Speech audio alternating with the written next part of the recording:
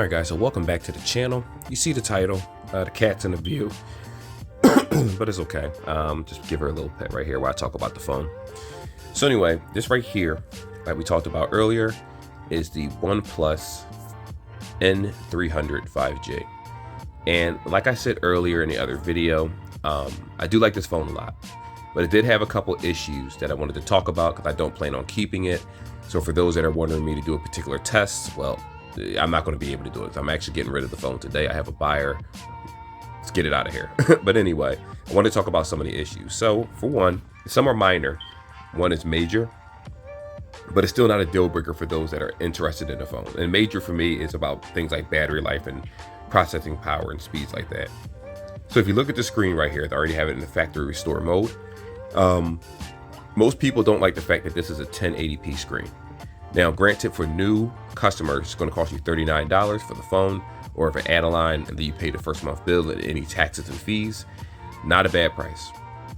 The problem is that this is like one of those cheap displays that you normally find at any generic phone. While if you was to purchase the N20 5G, which has more RAM and a better processor than this one, slightly better, they're both optimized very well, but this one is this feels a little better in my opinion when I just use it day to day, but the N20 overall was still the better phone. And what I can say about that one is that the N20 has a legitimate OLED screen, I believe, and it still has a 90 hertz display, so that still works just fine, but it's an actual 1080p OLED screen, while this guy here is 720. So you're going to notice the just differences on how unsharp this looks compared to the other one. Though the phone still works perfectly fine. So for those that don't care about that, you still have a 90 hertz screen. And I would be bold enough to say that the 90 hertz with the screen works a little bit better, only because of the resolutions being a little bit lower, which is less on the processor itself. All that factors in. In addition to that, some people don't like the notch. I hate this notch.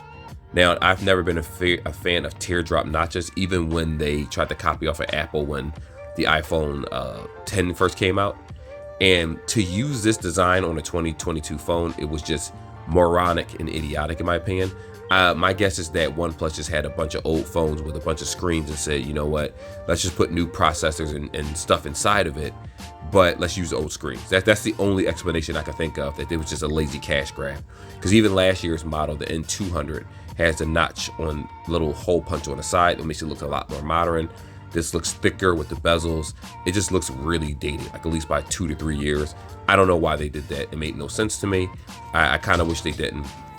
But that's not life or death.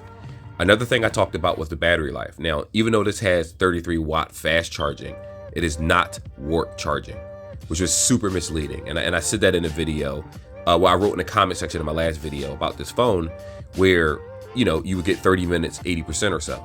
That's not the case. 30 minutes on this guy got me about maybe 50 to 60%, like the typical iPhone or Samsung device, which is not bad at all, don't get me wrong. But it's very misleading, and there's absolutely no reason to put a 33 watt charger in this if it can't do the warp charging. In addition to that, if you look at this charger, which I wasn't paying attention to it, right here, get that out of the view. Super VOOC, whoever that is, 33 watt. The other ones actually say warp charging.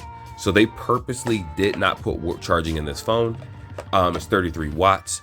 All you had to do was put a basic feature in. And OnePlus to me has been doing a horrible job of just creating the devices. And it seems like they're half-assing the devices more and more as they come out. You have something that looks this nice. Even this camera module, it's just an unattractive module. Like, this should actually be further over, or it should have been a little bit longer with an extra camera. It's like you only have 2 cameras. And the second one is what, a 2 megapixel depth or some garbage like that. It doesn't even really do anything. It's not really that good. Even when you looked at the camera itself, I did a few recordings with the camera, tried to do a YouTube video with it. It was just too shaky. It doesn't focus that well, honestly. If you're outside in bright light, you shouldn't have any problems, but it's just really misleading. And again, I know it's a $200-something phone.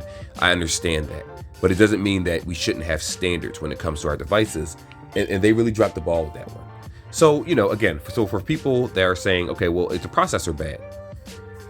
When I'm doing multitasking, the phone did get warm without a doubt, because a lot of times I'll use U-Cut, which allows me to combine videos, and it did a bad job of a lot of my other applications would freeze or would just slow down. And that happens to any phone that you use, be it Apple devices, be it Android devices. Just it may work a little bit better on newer Android devices with better processors. I expected that.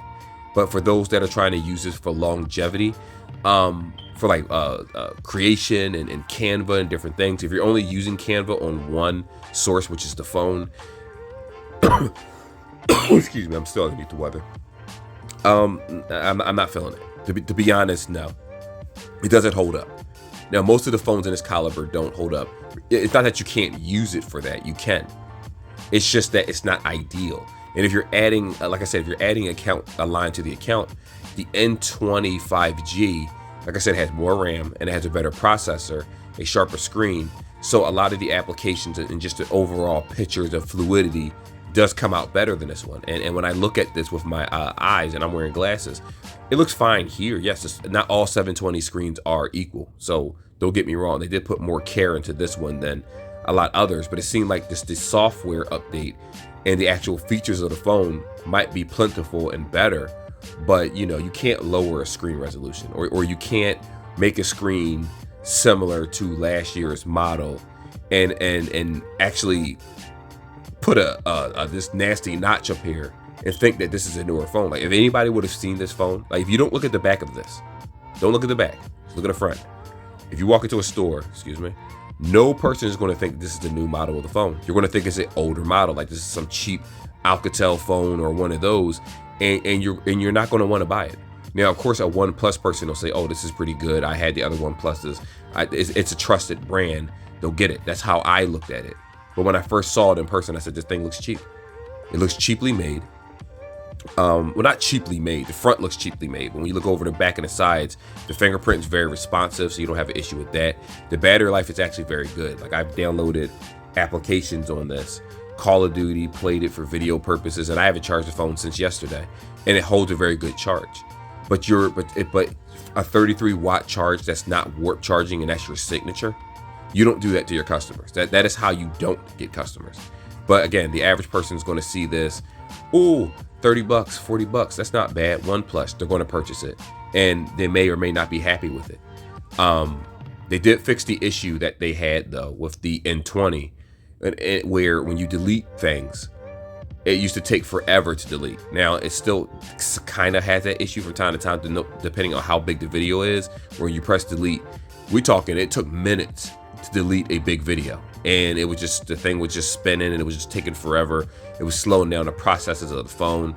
Other than that, yeah, I don't have anything bad to say about it, to be honest. So far, it does the job that it needs to do at the price point that it is. I do suggest this phone for a lot of people. It's just that when you look at the N20 with the higher gigs of RAM and whatnot, it's a better phone. Now, granted, this is going to get Android 13. I don't know if the N20 is going to get 13. I think it launched with Android 12. I'm not sure, or it had 11 and then went up to 12. I forget. But these type of phones don't really get software updates for years. You get like one update for one internal update, meaning like the integral one that you actually need, which is the OS, which it won't be optimized properly, I'm sure, by the time they do that. And then you have like security patches here and there for the device, but that's pretty much it. And like I said before, it's not a bad phone. It works very well. It looks good. It smells good. The video is good on it for the most part. Well, the camera's okay on it. The battery life is decent. You're going to have a great experience with the device, in my opinion, but you're going to notice things that are lacking if you've used either the N10, the N20. You could tell that they're purposely, from the N10 5G up until the N20, the N200, and now the N300, they have been gradually taking features away. Now, granted, they've been adding better software updates and whatnot and features with the software itself, but that's just the OS. That will be with any OnePlus device if it's updated. So that's not really anything to clap about. But when it comes to, like, they added like the gaming feature mode and stuff like that, that's cool. Very good features to help optimize the phone. But it started with them removing 4K from the N10. After that, didn't have the next one didn't have 4K. And then Motorola did the same thing with the first Moto G stylus. It had 4K, beautiful photos. Then they start saying, you know what? No, we don't want to give you guys a good camera. Then they set it back, gave you a bigger screen, gave you a worse processor or a slightly better processor, but then your camera looks like trash. So now you have a processor that's better, but then the camera is mediocre. So it kind of beats the purpose, right? And again, it's 64 gig. I get it. This is a cheaper entry level. Is it? I don't know if that's considered entry level. I have to look at that. But this is like the bare bones basic of the smartphones world. Like, so if you go into a Metro PCS and Metro by T-Mobile or T-Mobile, and let me just give you a heads up. I know I'm not gonna make this video longer than what it is. But if you go into a Metro T-Mobile or Metro by T-Mobile, excuse me, I'm stuttering, and you see a phone that says free, you might see the Moto G Stylus 2022. And then you see this and they can say free. And you may say, oh, well, this came out this year. That Moto is still better than this. You have to understand that even though certain phones are at a certain price point, you have to look at the internals and see what's more ideal for you. 64 gigs, you don't get 64 gigs out of this. 13 gigs out of it is practically being used for just to run the software.